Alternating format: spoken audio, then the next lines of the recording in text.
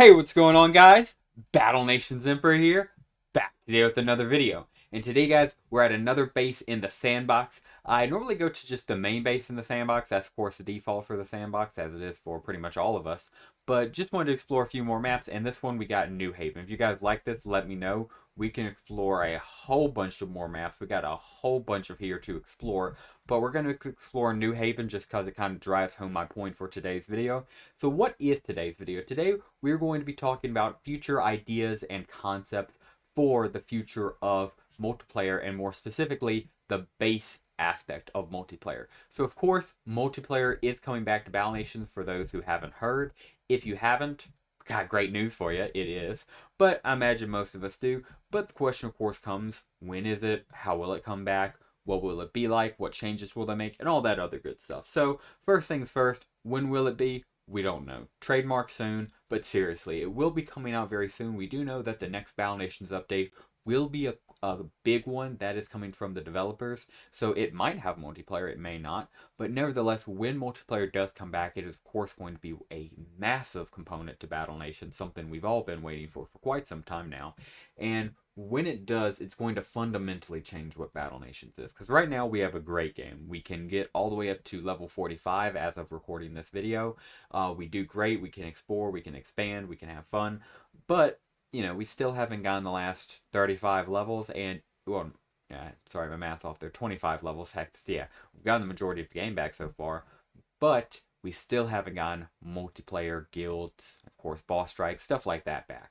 So when it comes back, what's it going to be like? My prediction is it's going to be pretty much exactly what it was. Pretty much like everything Majorana Games has done so far with the Battle Nations. They're probably going to bring base raiding and occupying back exactly as they were. And I've already made a few videos on this, plus you guys, most of you guys are Battle Nations vets and know. So I'm going to keep this short while throwing up on screen real quick the Battle Nations wiki entry for both raiding and occupying. So if you're interested in that, here they are. Again, if you're interested, please go ahead and read it. But in short, just again, because I imagine most of you guys know, what it basically says is raiding is when you attack your friend's base, quickly get a bunch of their resources, and then pop right out. As long as you can take care of their defenses, you can get whatever parts of their base you want. You're good, in and out, just like that. Occupation, pretty much the exact same thing, a little bit bigger radius pool, and what's better about it is you do it, you get ownership of a section of your friend's base for a period of time. So you can come in there every 4 hours and just collect off their base like it's your base. And the only way they can stop you is they wait out the cooldown timer, they repel your army, or they call in one of their higher level friends and they have them repel your army for them. So pretty much, unless you know they can actually just beat you in combat, they're in some trouble pretty much. And I'm sorry, but I absolutely freaking adore that concept. Just the idea of going in and attacking your friend's base, them attacking you. I think that truly makes up the best parts of the base building experience Battle Nations can be. Also, I'm going to have to be careful expanding here because if I get off screen, you can easily get soft locked doing this. But I like how these farms look too much, so I'm going to keep doing it. But as I was saying, again, base occupying, whether it be through occupation or raids, one of the best parts of Battle Nations multiplayer combat experience, PvP in my opinion. Because don't get me wrong, I still think the best part of PvP probably is, you know, 1v1s, you know, me throwing my troops down, you throwing your troops down, you know, just everybody, you know, having a 1v1 with their best troops. However, at the end of the day, Battle Nations, a huge component of it is the base, so I feel like the base should also be a huge component of PvP, and I feel with the raiding and occupying, you absolutely make that true. So, how will it be implemented, or changed, I should say, once re-implemented? They get it re-implemented, it comes back pretty much exactly how it was, and I mean that in a great way because we absolutely adore that. How do we prepare for the modern day, 2025, and expand upon it? Well, I think you just balance it. I think you'll have to make sure, you know, you account for everything else in the game, whether that be what, you know, Madrona Games hasn't added yet, or a few changes they have made, like, for example, having the resource depot just being directions now, and it doesn't actually need it to collecting your resources now. By the way, I find that to be a great upgrade, and I believe most of the community would agree with me on that, because while these guys were fun, they didn't really add a lot to the game. You know what I'm saying? They didn't really do anything besides just being a tedious task that you had to take care of. Something small like that, Madrona has fixed. So besides a small or medium-sized quality of life fix like that pretty much universally everybody can agree is a good change, I don't really see Madrona games making too many big changes, but I could certainly see them adding new features and new additions to base occupation once added and going up. Now, what do I think they could add? Well, I would like to throw my hat in the ring for an idea, but of course would love to hear what you guys have to think. So if you have your own cool idea, please let me know in the comments down below. Would love to hear your guys' idea because I know you guys can cook. But with that being said, my idea of a cool idea for the future of multiplayer in Battle Nations would be multiplayer bases. So here's how it works out. Imagine a massive, massive world map, just like the one you have in your own account right now. However, everybody views it at all times. Basically, if you've ever played the game God of War or Mobile Strike, um, those were two also 2010s mobile games at the time. Basically, you had this massive, massive world map that everybody could view at all times, and that again was everybody's map. Everybody interacted with it. Everybody used it. But what was most important about it is everybody could influence it. So while right now in Battle Nations, your base is your base, and once raiding and occupying is back, people can influence your base. It's still at the end of the day always your base. Occupations have their limits, and raiding, of course, can at the end of the day only be allowed by the battle flag. Of course, pretty sure I've already said this in previous videos, but just want to clarify because I normally do get a few comments about it. PvP is optional. Let's say you hate the idea of getting attacked, you just can put up a peace flag and never get attacked again. The only downside is, of course, you can't go attacking, but that's, of course, the trade-off for peace. This isn't Clash of Clans. You don't have to pay for peace. But with that out of the way, yes, back into PvP, I think a cool concept would be like this, multiplayer bases. So the concept is this huge open world map. Everybody can influence it. And just like Recore Ridge is on, all world map right now, you would have somewhere like this, New Haven. Except, of course, it wouldn't be called New Haven.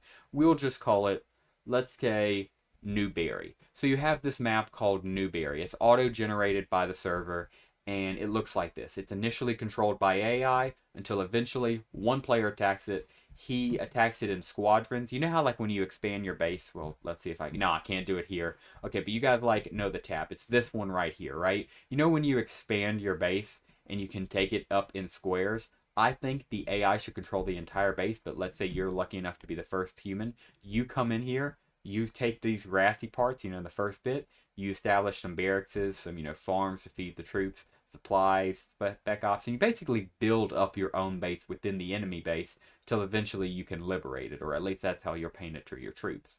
One by one, squadron by squadron, you take them down, maybe even have a fierce fight at the gate. This is probably where they put the majority of their troops, and you would just have to slaughter them. I'm talking a complete bloodbath. They don't want to let us in, well, we're just going to have to bust our way in. It doesn't matter what type of casualties they take on the way. This looks important, doesn't matter. We got to destroy enemy industry. We know that as a fact. Got to blow up the, of course, hardline, and I hate doing this. I'm an American at heart, so it hurts me to destroy oil, but I got to destroy their fuel lines. So anyway, you guys get the concept. You bust up in here, and it's kind of a challenge, right? Because on one hand, while they're your enemy, you want to absolutely obliterate them. You want to, destroy the roads. You want to cut up their supply lines. You want to blow up their resources. And heck, maybe even, you're a bit more sinister. You don't care about civilian life, and you just want to come over here, place some bombs. Boom, there goes 10% of the base population, right? But eventually, right, they submit to you, and now you got to rebuild. Now you got to add everything back, and either you have to pay all of those resources and be high enough level to do it back, or you just, do something like I would probably do, just drop back down a hovel and call it a day. But it wouldn't look as good as it was before. So that's my concept. Basically just multiplayer bases that you could come in with everybody else and attack. And once you own it, it's yours forever until somebody steals it from you. Or if they can't steal it from you, of course it's yours. You have the right to defend it. Basically, I stole this idea from Boom Beach. The idea of multiplayer bases I just did right here with multiplayer bases. Well, I think they call theirs multiplayer islands. I would just call mine multiplayer bases. I think that would work out. And yeah, Supercell's borrowed enough from Supercell with Battle Nations and Clash Royale specifically have borrowed enough from Battle Nations that we can borrow a few things from them. But yeah, guys, that will do it for today's video. Just want to throw out this cool idea and also make another video on base occupying and raiding before it comes out, because I got a hunch multiplayer, maybe not base occupation and raiding specifically, but multiplayer at least, is right around the corner. I just got that hunch, so want to get this video out here and my own idea of what I think could be added as a feature to multiplayer bases to make them even a little bit cooler. Of course, if you have your own idea, please let me know in the comments down below. I would love to hear your own Battle Nations multiplayer base idea, or just Battle Nations ideas in general. And yeah, with all that being said, guys, that will just about do it for us. One more thing I do want to point out before we go. Actually, two things. One, this little Easter egg right here. I love New Haven in general, but especially for things like this. This right here is this promo right here. It's a Mega Tank promotional discount sale. And here it is in game. So if you needed another reason to love New Haven, here you go. I just love Easter eggs within Battle Nations. Battle Nations eggs within Battle Nations. Just really grind my gear. No, the opposite of grind my gears. So tickle my fancy. That sounds too suggestive. Really makes me happy. I'll leave it at that.